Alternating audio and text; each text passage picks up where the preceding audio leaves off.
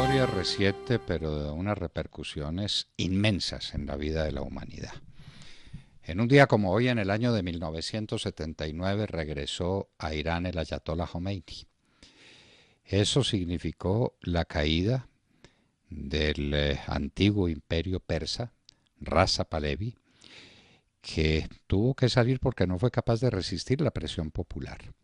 Él estaba en un proceso decidido y enorme de occidentalización de Irán. El antiguo imperio persa tenía que volverse un imperio occidental donde estaba la ciencia, donde estaba la tecnología, donde estaba la libertad, la economía creadora.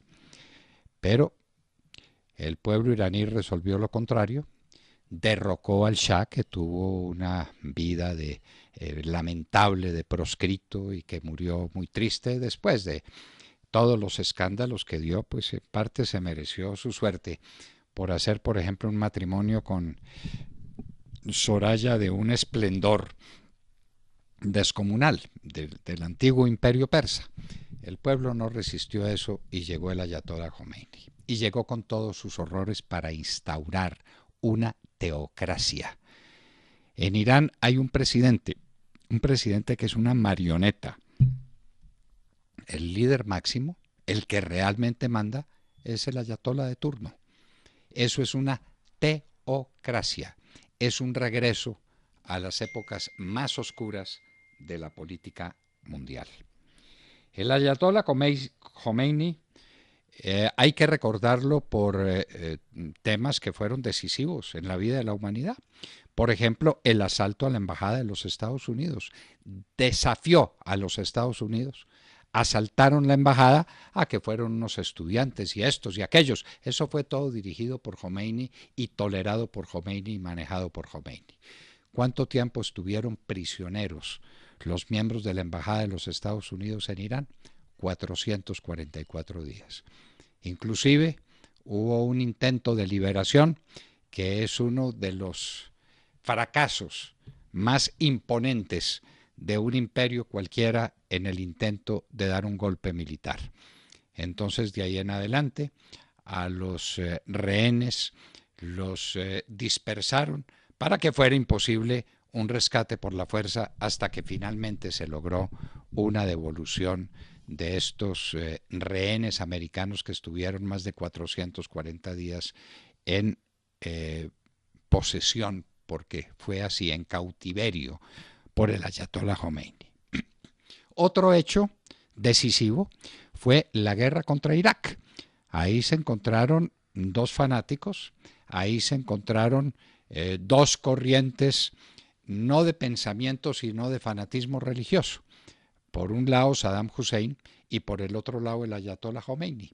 Y esa fue una guerra que duró 8 años, con una mortandad pavorosa, una guerra crudelísima entre los hermanos del Islam. El Islam es un fanatismo y el islamismo ha venido guerreando de toda la vida porque fue el ejemplo que les dejó Mahoma. Esa es la verdad. Dicen que el Corán es un libro de paz. La realidad es que el Islam ha sido siempre un nido de combates y un nido de terrorismo en la época reciente. Hay una parte islámica respetable, maravillosa, que cree en lo que está creyendo y que ha contribuido de manera importante en las comunidades en las que se insertan, a través de la paz, a través de la comprensión, a través, de alguna manera, digámoslo, de la occidentalización de su pensamiento.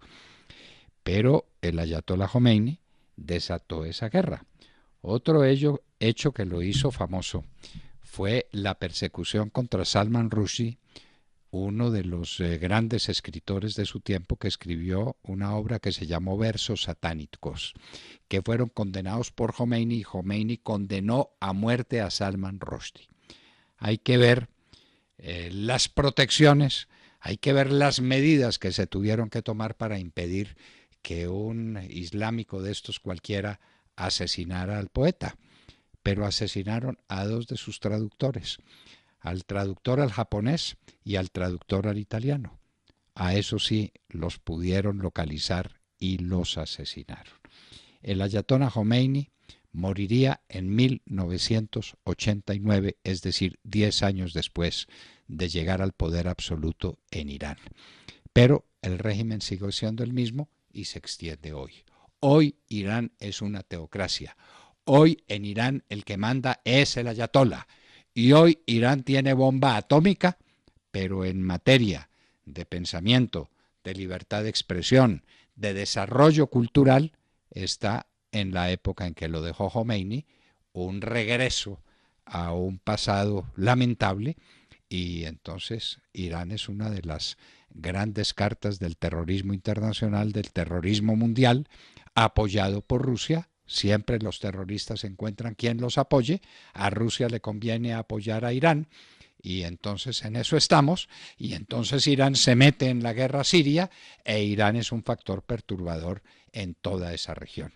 Tiene reservas importantes de petróleo que durante un tiempo estuvieron congeladas, confiscadas prácticamente, se las descongeló y pudieron volver a producir y a vender petróleo, pero la gran masa de la gente de Irán vive en la pobreza, no hay desarrollo económico, no hay desarrollo industrial suficiente, y están regidos por una teocracia que puso en marcha el ayatolá Khomeini en un día como hoy, 1 de febrero del año de 1979.